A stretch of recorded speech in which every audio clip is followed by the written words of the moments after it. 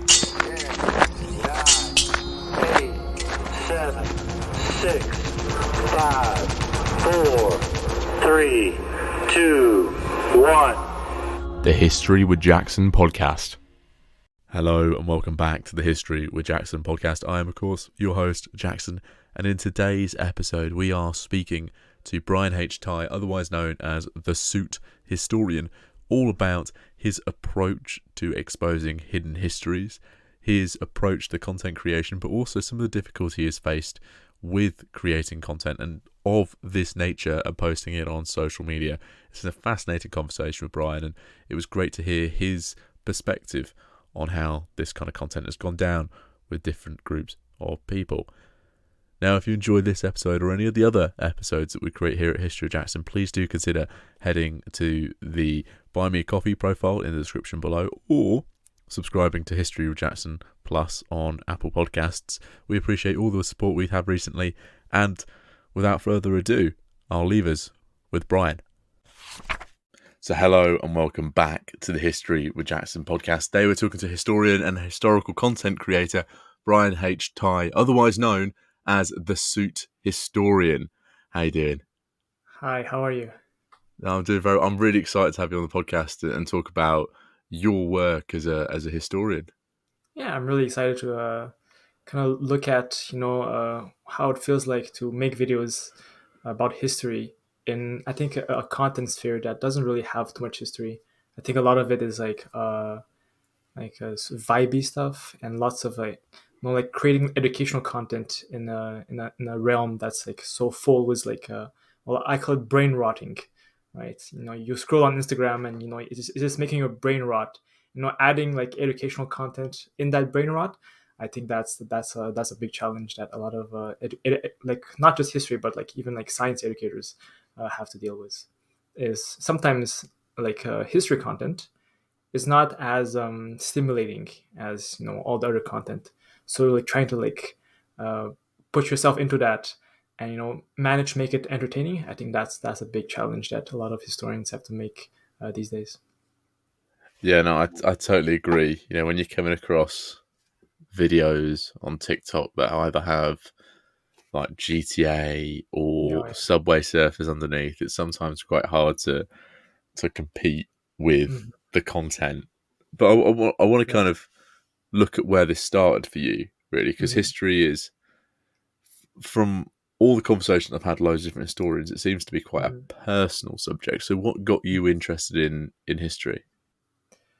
So I think the very, very beginning, I remember I was seated in my class in university, and was a class about Latin America. And I remember like before, like for me, history was just like, oh, like the Greeks, the Romans. But I remember I was sitting in my classroom in university and started talking about like, it's called Operation Condor, this like global overthrow of Latin America, where they basically like controlled the entire country.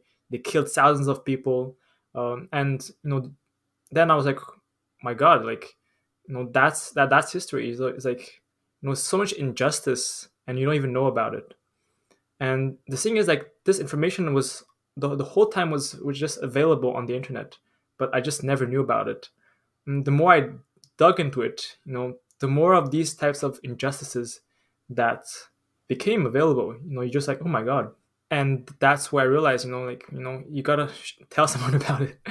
And that's kind of how it started. That's a great story about how you got into it, because there's so many different stories like that. Mm-hmm. And it kind of relates to that old cliche, history's written by the victors, and you end up losing Exactly. those stories. So Yeah. is that the inspiration for your desire to create history educational content and be the Suit historian? Well, in the very beginning, I was making the same, like what I was talking about, like the brain rot content, which is like not very sought out content. It's just just film yourself and you're doing random stuff. And at some point, I started making like kind of historical content. It was like it's like brain rot historical content. It was imagine I was Genghis Khan and I would like dance on the Great Wall of China, like really dumb stuff like that. But then after I discovered like Operation Condor and I searched more into it, then I dug into something called the structural adjustment plans of the United States on Africa. And I posted a video about it. It was like I don't remember the format. I think I filmed myself, and I was like, "Oh, you research why Africa is so poor," and then it just cuts to like all the different like plans that was put in Africa, all the like the neo colonization place in Africa, and then I talked about it, and people were like, "Oh my god, that's kind of messed up." And then it kind of like blew from there. Like it's not just Africa; it's like Asia. It's like, and then you go even deeper in the past, and like, oh, there's other this stuff. There's like an ethical experiments on human beings. There's times where people went into feeble-minded people's house. Well, they call them feeble-minded, and they would feed them like radioactive stuff. It's called the Quaker Oat study, right? Where they experimented on children who had mental disabilities, and they fed them Quaker oats. They fed them radioactive oatmeal as part of their experiment. And like these types of stuff, like we all know what is Quaker oats, but we don't know, that they did something like that back in the 1950s, right? I always think it's very interesting, these little small bits of fascinating but bad history Yeah. that we don't talk about so often, and they're hardly written about in Mhm. a lot of things. And why do you think it's important to bring and shed light on them? Well, I think if you look at history as only positive, like, oh, we won World War II, oh, we're the best, America number one, then I think it's a little bit flawed. And the goal is not to think, oh, US is the worst country, not to think that US is the worst country or is the best country. It's to think like, hey, there's a balanced view.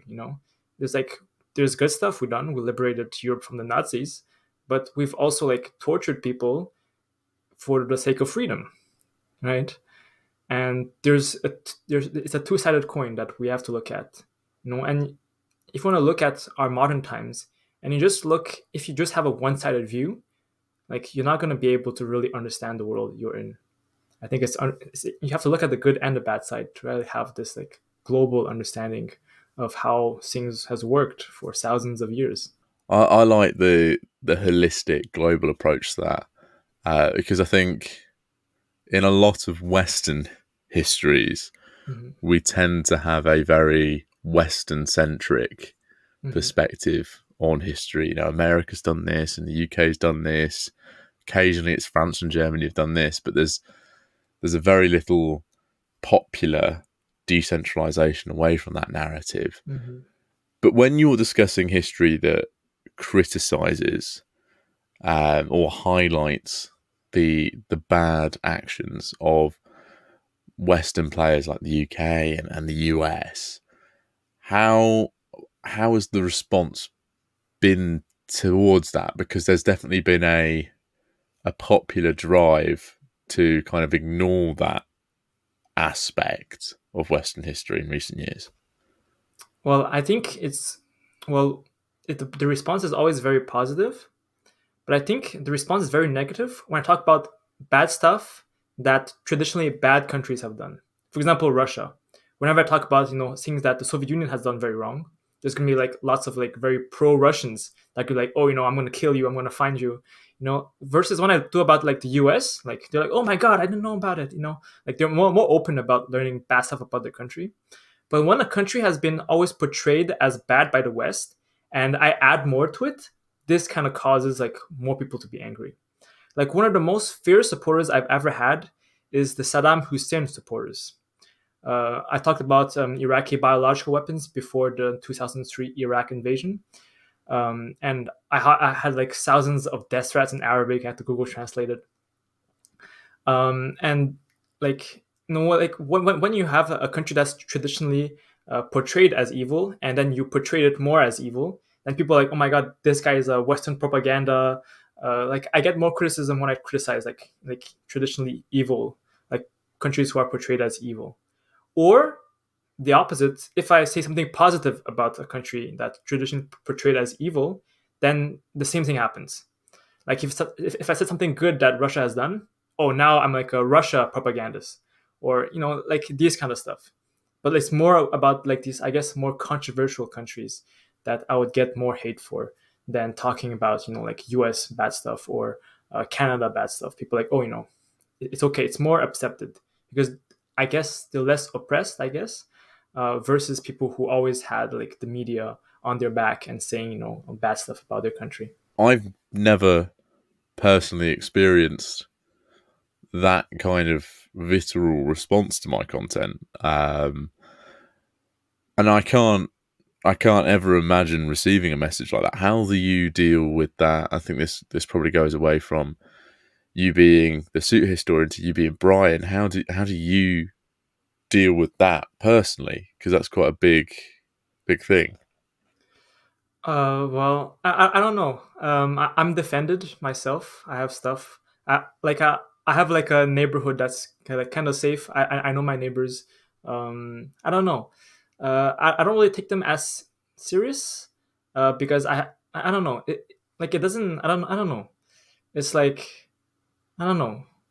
Um, I think it hasn't gotten to the point where I feel threatened for my life.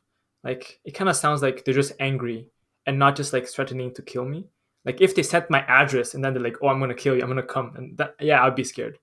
But if it's just a message like, "Oh, I'm gonna kill you," like okay, like that's just words. But if they're like, "Oh, they send my address, my postal code, they send a picture of me at the supermarket, and they have like a sniper on my head," then I'm like, okay, now I'm kind of scared.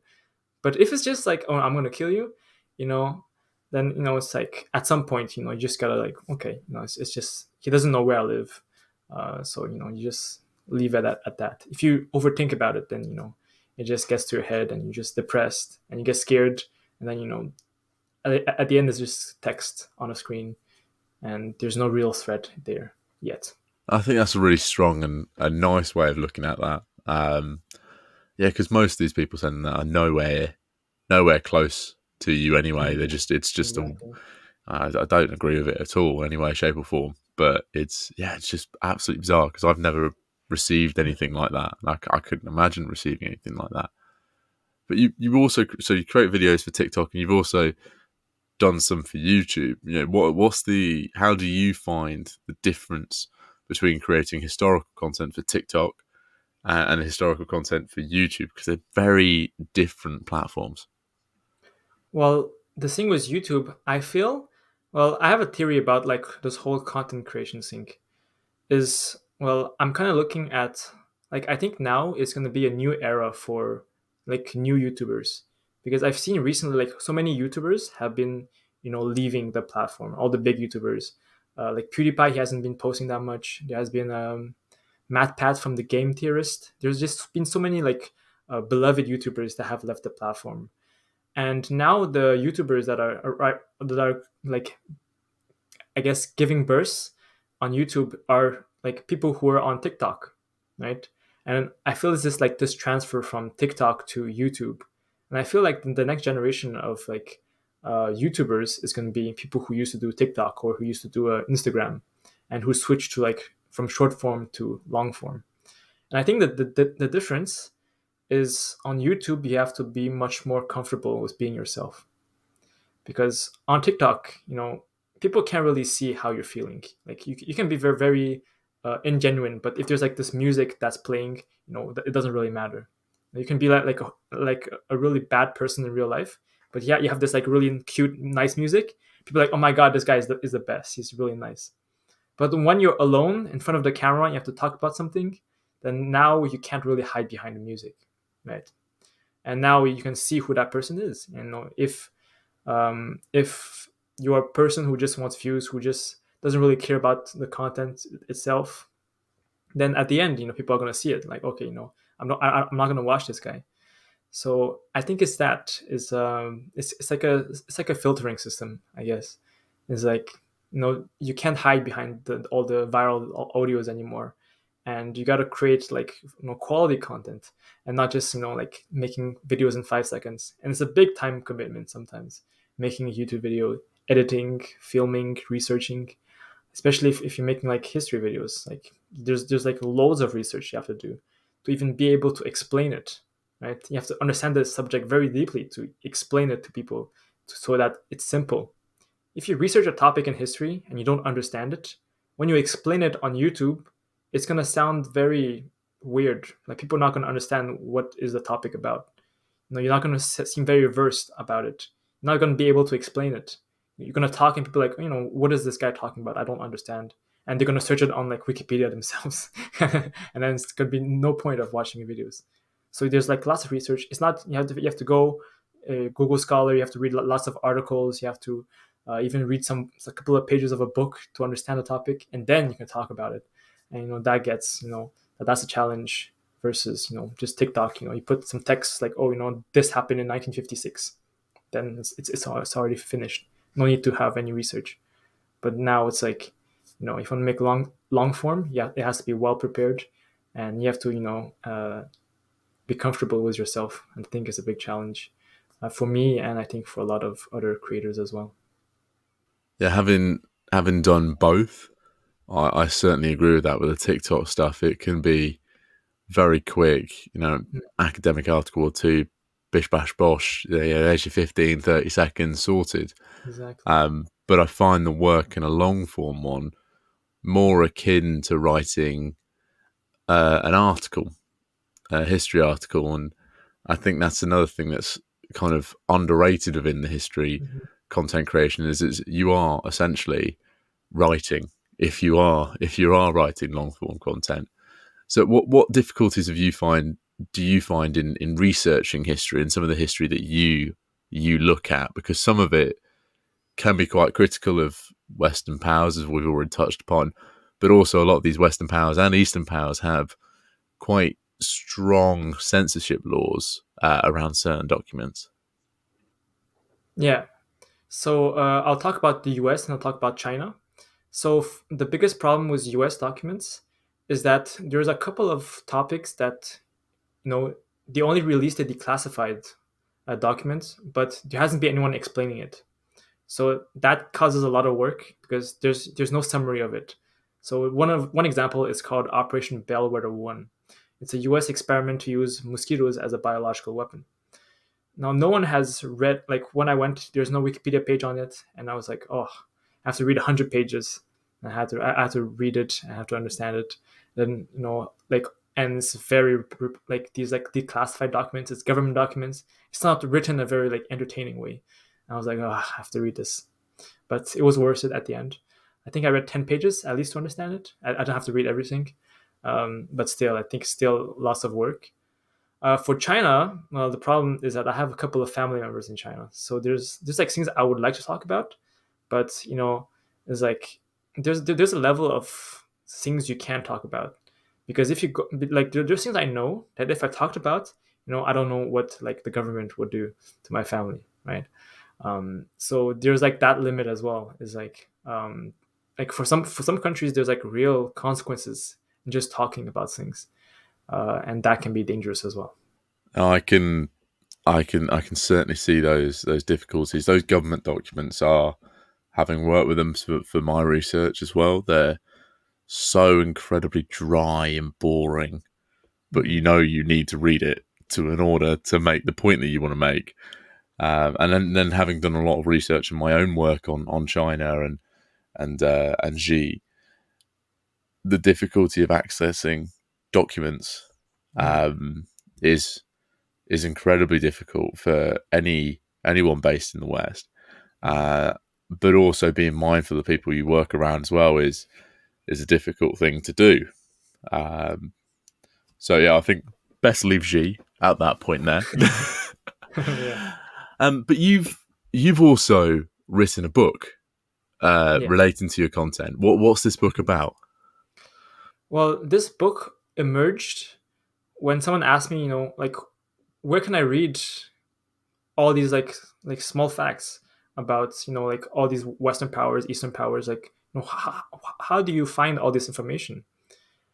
And this book is literally that. Is this finding all these information that it's very difficult to find, and then just put them all together so you can learn it all at once. Because I think right now the problem with information is that there's too much information. And the best way to hide information is to have so much information that you can't find anything anymore. And that's what's happening. People can't learn about things because there's just too much information. And this book is just like it took lots of digging, like years of work of digging all this information and putting them into a book and researching deeply about them and try to summarize them in one page, which is just like very hard because there's entire books written on one of these subjects, right?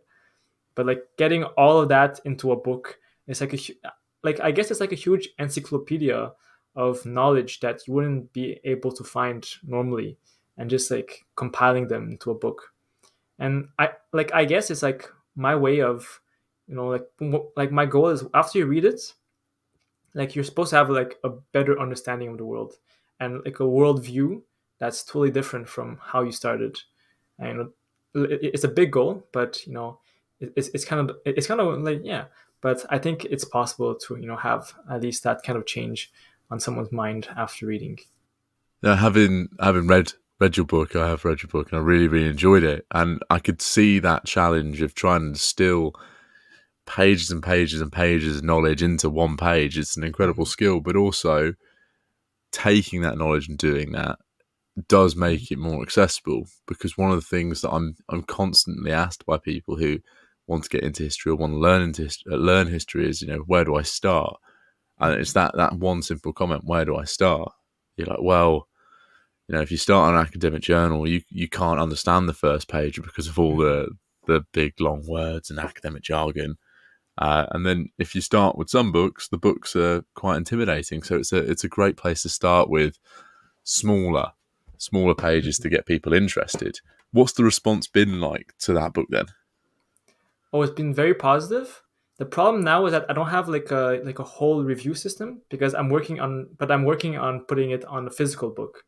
And I think that way I'll have like a more responses. But I've had, I think, maybe like 20 responses. They've all been positive. But I think the biggest criticism is that not enough information. But again, it's difficult to like add like there's like stuff like I know, but I couldn't put it because I just ran out of space. But the good thing is the physical book, I added like lots of more information, so that's a good thing. But I'm still working on it. So it's like almost like rewriting the entire book because I added maybe like twice the amount of information. So yeah, so yeah, so I think the response now has been positive, but I think there's still some work to be done. Still adding some more information, and I think afterwards was more information, and I also removed some pages that I thought was kind of. Oh yeah, actually, one problem was that it was too American centric. There was too many facts about the United States because there's like lots of like stuff about the United States. So I removed like lots of things about the United States, like the things that are not too relevant or repetitive, and then I added more stuff about the rest of the world. So it's like more on a global scale than just like U.S. I think that's a really nice way to change and update and respond to people. I think that's also another benefit of writing a book in a non-traditional way, that you are able to have a little bit more editorial control over it. Mhm.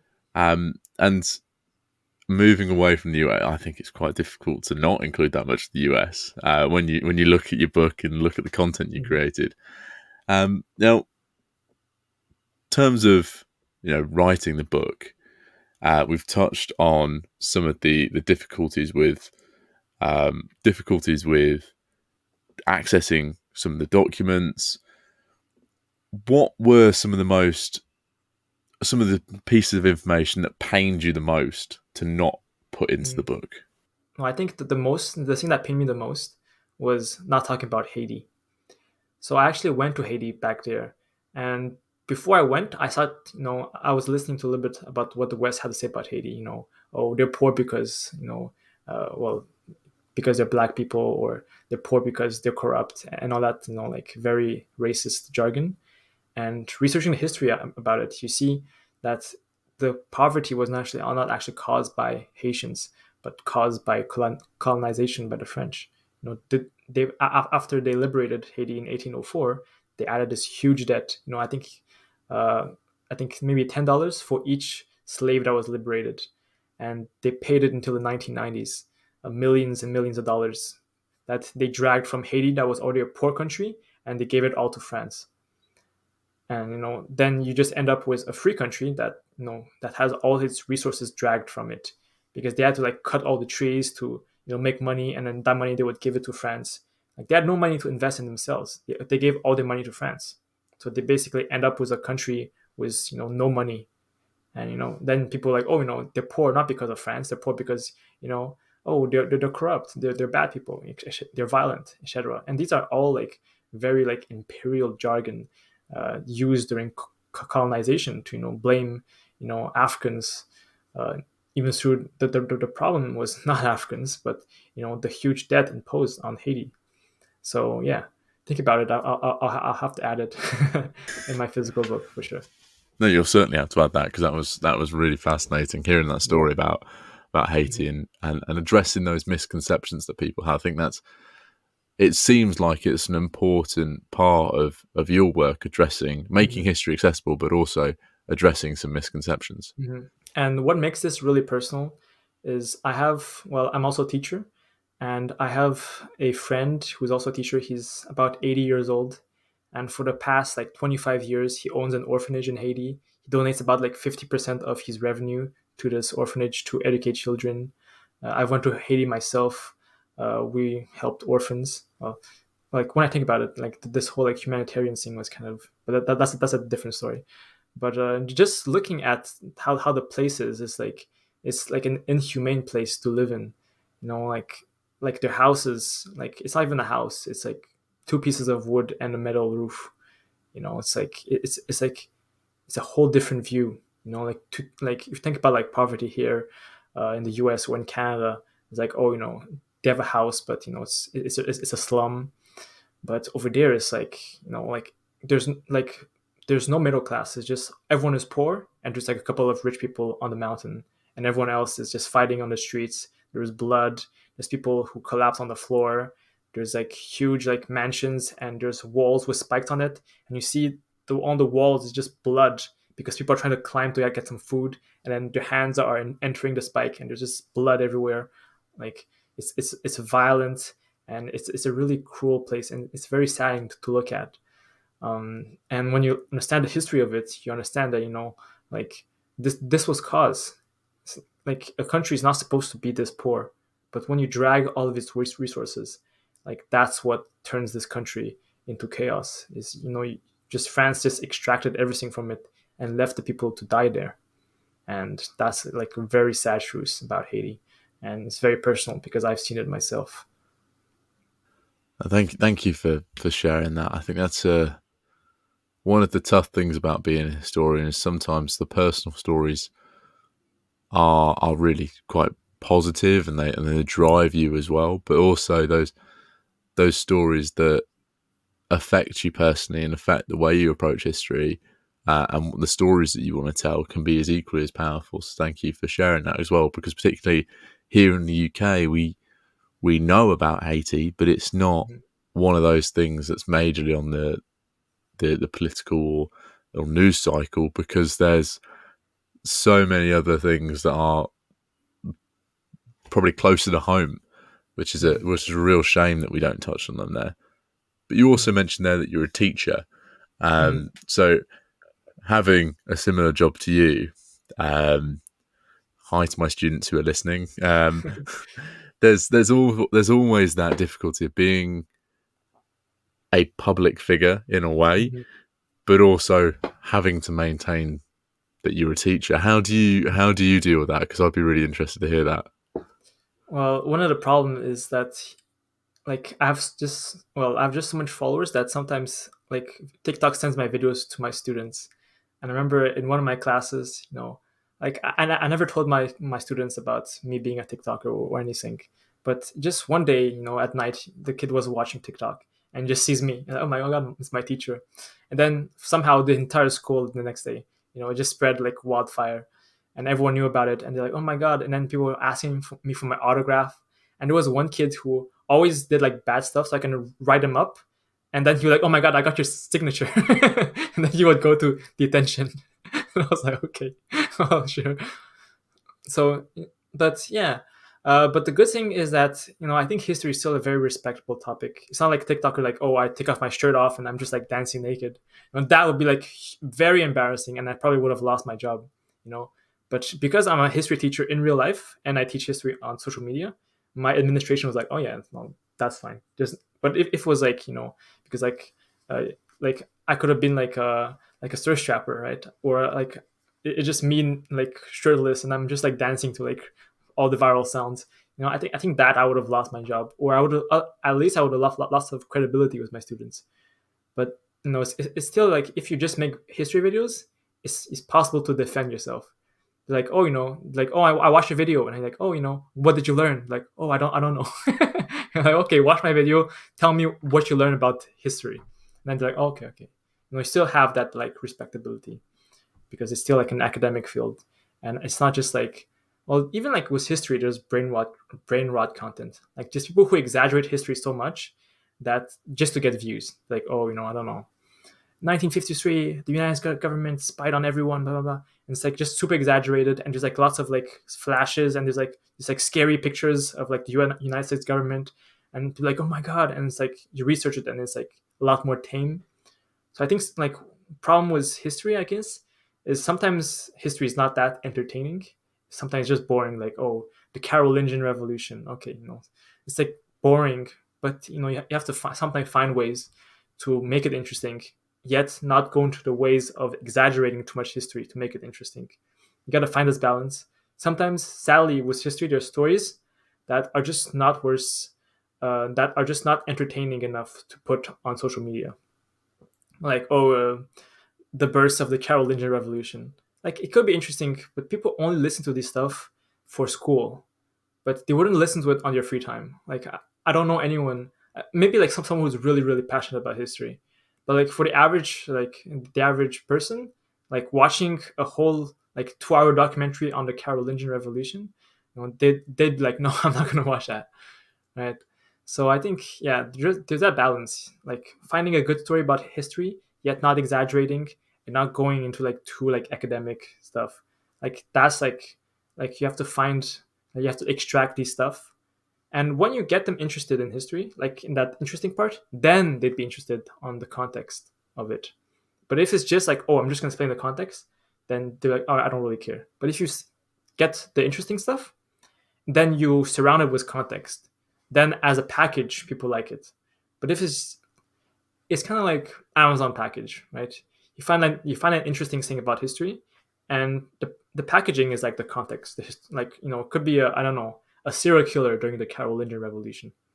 Well, I don't know if it exists, but then you could explain what is the Carolingian Revolution, and then go into that interesting part about the serial killer, and then people are like, oh my god, then they'd learn about the Carolingian Revolution, and they'd be interested about it, right? It has to be packaged in a way that's interesting, and you can't just make, oh, Carolingian Revolution, and then kind of mention the serial killer. You gotta have that as its focus. Like what people want is inside the package, but you also need the packages. Yeah, you can't have it just like this, right? You can't just talk about it. You have to package it in a wider historical context, and when you give it like that, people really like it. I like how you've taken that way of teaching history in the classroom, because often we have incredibly dry and boring topics. Like we've got a GCSE module over here called the history of medicine, and I personally don't like it. I think it's so dry. But when you find the little bits within that module and you make them interesting, the kids who don't like social history or the kids who don't like political history are suddenly drawn in and they want to learn it a lot more. So I really like that approach to teaching and discussing history. And also, those kids who ask for autographs or hello, sir, on your comments, it is something that makes your day, actually, because it does show that they're engaging in your content and they actually like it. So it's always a good feeling that. Now, Exactly. I have a final fun question for you, as we do for all guests here on the History of Jackson podcast. We've spoken about so many different areas that you've researched. Which has been your absolute favourite to research, and why? I think really my favorite one is called the Terradome experiment. So this experiment actually goes into like lots of things I talked about. And it's basically these companies who went into private prisons and experimented on prisoners to test out their products. So one of the biggest proponents is Monsanto Corporation. They were the one who produced Agent Orange in Vietnam. And they basically went into a prison in Illinois. They set up this fake Vietnamese jungle. They put this prisoner inside, and they basically gassed him with Agent Orange and saw its effects. And it's not just that Johnson and Johnson, I think today produces baby powder and all that. They went there and they basically put, like, they burn inmates with fire, and then they would put the lotion to see its effects. And like, all these companies were just like, prisons were just this private guinea pig experiment, and they would just torture people there and just test their products there, and absolutely no repercussions. And people don't even know about it, and they're like, oh my god, Johnson & Johnson, best company, or even United Fruits Company, like, overthrew an entire country in Guatemala, right, to sell more bananas. So lots of these things, like companies doing messed up stuff, and especially companies that still exist today. And you go at the supermarket and you look at it like, oh, okay, I know that company. Yeah, they're definitely actions that if either me or you had done, we'd probably end up in prison ourselves. So Yeah, it is absolutely bizarre to hear those stories. But thank you very much, because they are. I'm going to go away and read even more about them. And I think that's the lovely thing for sure. about the content that you do. You just end up reading and reading and reading, and you go, "Oh wow, I never Exactly. knew about that." Now, Yeah. obviously, having listened to this episode that we've just done, people listening are going to want to go away and listen to you, learn more about the content you create. Where can they find you and interact with you online? They can find me at the Suit Historian on all platforms: TikTok, Instagram, YouTube. I think I tried a Spotify thing, but I don't think it's up. But yeah, so these three platforms, I'm on three platforms, and I talk about history. And then how can they grab a copy of your book as well to get that accessible history? Oh yeah, so I think it's still in my bio on Instagram, and just press it, and it sends you to the link, and it's that easy. Well, I thoroughly recommend going to follow you on these platforms. I've loved engaging with your content and learning more about it. And also recommend going and grab a copy of your book as well, because your book is a really great way to learn about these topics and Thank you, others Jackson. as well. So thank you very much for coming on. Excellent. Thank you. So that was Brian, a.k.a. the Suit Historian, discussing all the different aspects of hidden history that he's researched and brought to us through his social media and his brand new book. It was also interesting to hear his take on historical content creation and the different responses from different supporters of different groups. So, as he mentioned there, the supporters of Saddam Hussein being quite horrible to him. But it's interesting to see that aspect reach across to different platforms that we don't necessarily think of it reaching. Now, if you enjoyed this episode or any of the other episodes or content that we create here at History Jackson, please do consider heading to the Buy Me a Coffee profile in the description below, or subscribing to History Jackson Plus on Apple Podcasts to support us. Next week we've got another awesome episode lined up. I know you're going to enjoy it. We are creating some awesome episodes that are bringing some awesome history and perspectives to you, and I really hope that you're enjoying them all. Now, until next week, I'll see you later.